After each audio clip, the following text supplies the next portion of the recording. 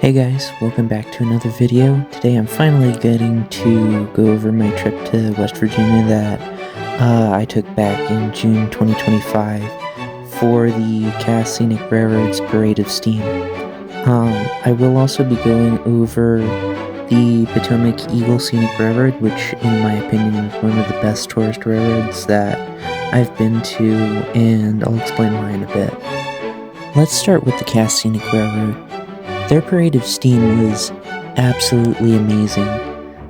It is definitely something that every rail fan has to experience before they can be considered a true rail fan. There is honestly nothing else to describe it other than absolutely stunning. So let's take a look at some of the clips that I have.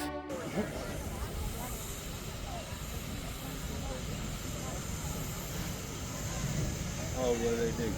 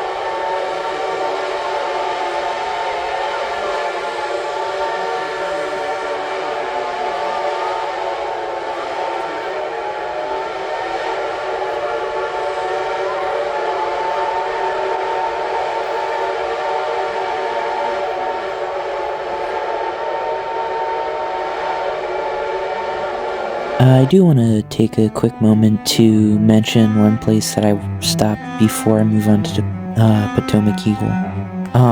It's a train store that I stopped on the way down. It's called Mainline Hobby Supply, and it's located about a mile from the Maryland-Pennsylvania border on the Pennsylvania side.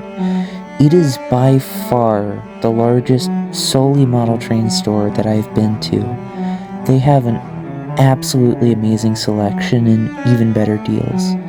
I got my Broadway Limited Reading and Northern SD40-2 there for like $100 less than the original price. So if you're in the area, please stop by and check it out. Now just some brief history about the Patomic Eagle.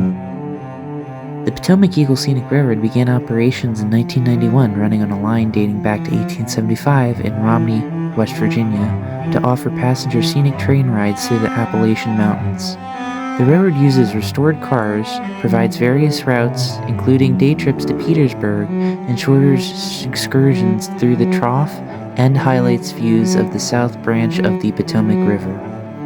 Now, onto my review. I managed to get onto the lunch train for Father's Day. As it was a Sunday in West Virginia, the dining car was essentially empty except for an old couple, which made it a very enjoyable ride. Here is a quick photo of the car, which I later found out was an old Pennsylvania dining car. With that, here are some of the history of equipment that I saw. The Superior Dining Car is 7600 and 7605, crafted by the Budd Company in Philadelphia, Pennsylvania in 1954 for the Pennsylvania Railroad, redefined luxury on the rails with a seating capacity of 76 passengers. These masterpieces once graced the prestigious Northeast Corridor, serving renowned electrified trains like the Congressional and the Senator, shuttling passengers between New York City and Washington, D.C. After their illustrious tenure with the PRR and the Penn Central Railroads, these cars continued their legacy under Amtrak. As newer equipment emerged, these iconic cars transitioned into retirement, only to be reborn under the care of the South Branch Valley Railroad for special events. Their first locomotive, the Baltimore and Ohio F7A number 722, was built in 1952. Initially known as the Bessemer and Lake Erie 722, this locomotive spent its early years hauling iron ore pellets from the Connecticut, Ohio ore docks to Pittsburgh steel mills. Their second locomotive, the FP9A number 1755, was built in 1957 by the General Motors Electromotive Division and General Motors Diesel at their Canadian subsidiary in London, Ontario. This BB dual-service passenger and freight hauling diesel locomotive boasts 17... I don't feel like re-recording this, but it's a Canadian Pacific, and look at the photo. Yeah, I'm losing it. I'm trying to read too fast. I'm not gonna edit this out. Okay. Yeah. Anyways. Here is their third locomotive. Yeah. Okay, so just bear with me, we're almost done here.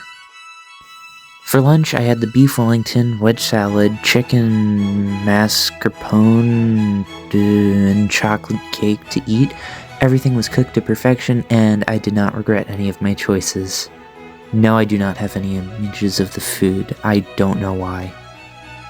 Unfortunately, all good things have a downside. It had been raining pretty heavily overnight and conditions were not optimal. The train had to stop on multiple occasions to clear trees from the line. However, the railroad took it with grace and had the line cleared within minutes, and on each occasion, they were very gracious and courteous when interacting with the guests. I just want to give a quick special shout out to the car attendant for the Superior Dining Car.